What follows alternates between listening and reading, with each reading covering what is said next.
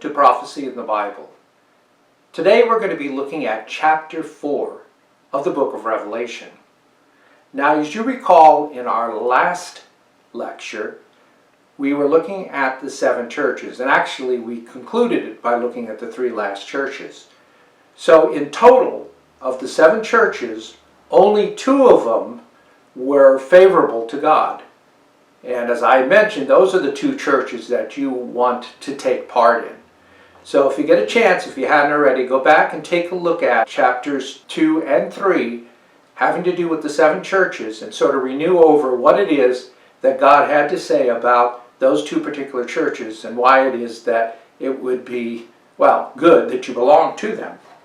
So let's go ahead now and we're going to take a look at chapter 4 of the book of Revelation.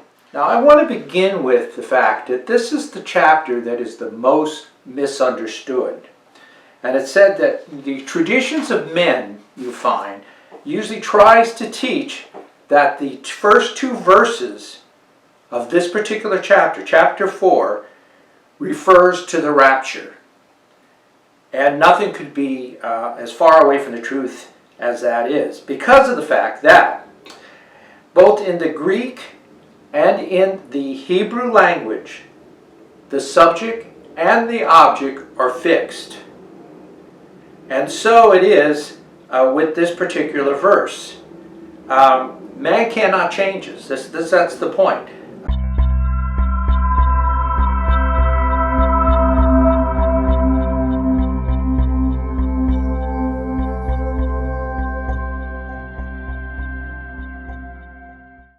And that these churches are going to fly away, then again they're deceiving man, because nothing can be furthest from the truth. And we will find when we get into later around chapter 22, the churches will be mentioned again. And so obviously the churches hadn't gone anywhere. Okay, so let's go ahead then and let me start reading in verse 1. And if we were to title this particular chapter, we would call it really the Vision of Heavenly Worship. Okay. After this, I, and again, had a vision of an open door to heaven, and I heard a trumpet-like voice that had spoken to me before, saying, "Come up here, and I will show you what must happen afterwards." So now we have a door that's opening up into heaven.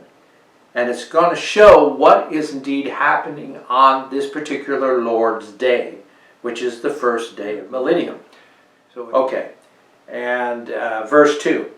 At once I was caught up in the Spirit. A throne was there in heaven, and on the throne sat one whose appearance sparkled like jasper and carnelian.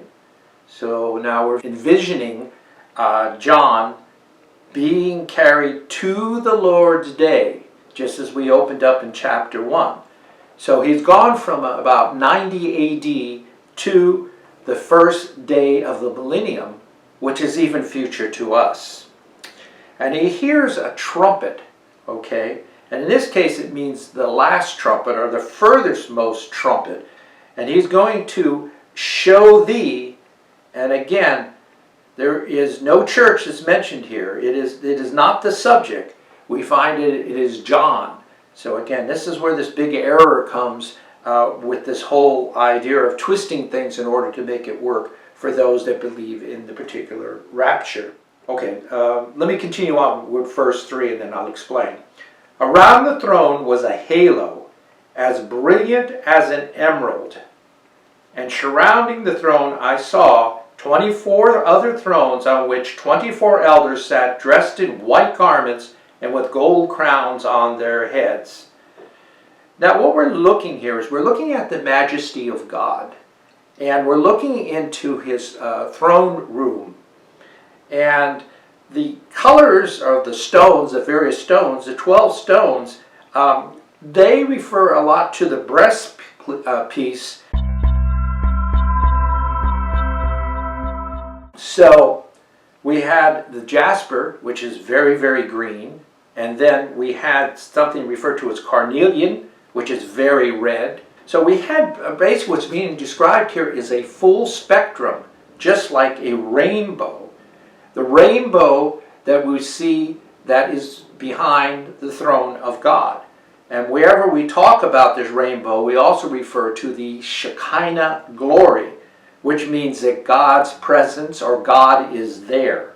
So again, here we are. We're looking into this throne room. And we find these 24 elders. Now, who are these 24 elders? Well, I think it's safe to say that there are the 12 apostles, and the 12 elders were the heads of the various tribes. So that makes it a total of 24 as well, too. And they have received this crown of glory, which means that they have overcome. They have gotten the crown of life. And also, they're wearing these white garments, which is their righteous acts. And again, I think we mentioned this in the last lecture. Our righteous acts is what weaves the fine linen that makes up the clothes that we would wear in heaven. Okay, let's move on from there. Verse 5. From the throne came flashes of lightning, rumblings and peals of thunder. 7 flaming torches burned in front of the throne, which are the 7 spirits of God. And it will be clarified who these particular spirits are later on in this particular book. Okay, but again, we see a lot of purity. We see sea of glass like crystal. Again, we see the thunder and lightning and rumblings, which is very similar, again, to when Moses had God speak to the people, basically, from a mountain, and that these people were so afraid that they asked that they never hear God's voice again, but that they allow Moses to be the person that would intercede for them, because it was such a frightening experience to them. So our God, of course, is a powerful God, and this is what's being represented here as well, too. Now, in the center and around the throne, there were 4 living creatures covered with eyes in front and in back. So what we're seeing here is really, it's all seeing. These creatures are all seeing. They're referred to as the Zoah. These 4 particularly do not have free will, but they are living beings. And they're very similar in description to the various standards that were seen by the tribes that surrounded the tabernacle when they were out in the wilderness. There were 4 major ones, which is the lion, the calf, the man, and the flying eagle. And Ezekiel chapter 1 verse 10 mentions them as well too. So their purpose really is to guard or look over the throne room and mercy seat. Again, these in Numbers, I think chapter 2 verse 2, we find the 4 corners again of the encampment. Again, where these particular tribes with the lion, the calf, the man, and the flying eagle were located.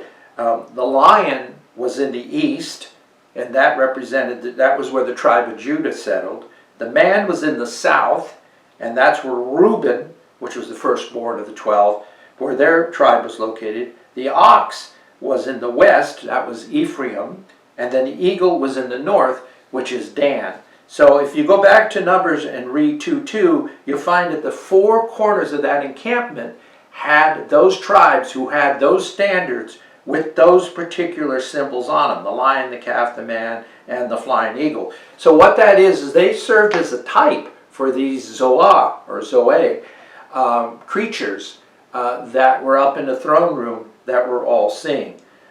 You could say they are the protectors of Israel.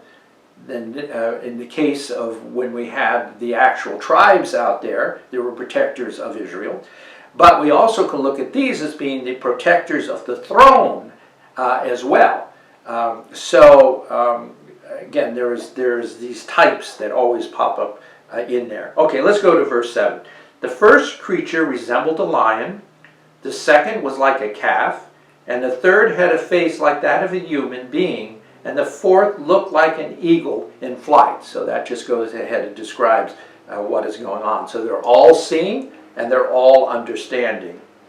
Verse 8, the four living creatures, each of them with 6 wings, were covered with eyes inside and out. Day and night they do not stop exclaiming, Holy, holy, holy is the Lord God Almighty, who was and who is to come. And so we have this great exclamation that goes on with them. Let's go on to verse 9. Whenever the living creatures give glory and honor and thanks to the one who sits on the throne, who lives forever and ever, the 24 elders fall down before the one who sits on the throne and worships him who lives forever and ever. They throw down their crowns before the throne, exclaiming, Worthy are you, Lord our God, to receive glory and honor and power. For you created all things. Because of your will, they came to be and were created. So throwing down their crowns mainly means that they acknowledge that all the power comes from this being. All this power who sits on the throne. It is all this power comes, in other words, from God. And that's what had to be said there. And then finally, I think in that last verse as well too, it says, because of your will, in other words, all things came to be and were created. So all things were created, in other words, for God's will. Okay, so that more or less concludes chapter 4 of the book of Revelation. So if you enjoyed it, I ask again that you give a thumbs up. I also ask that you subscribe and ring that notification bell. And I hope you enjoyed this lecture, and I'm looking forward to getting into chapter 5, which talks about the seals. So we're going to really be getting into all the important points of the book of Revelation and what to expect when the end times come. So I again ask that you please stay with us, and hope to see you soon. Okay? Have a great week. Bye-bye.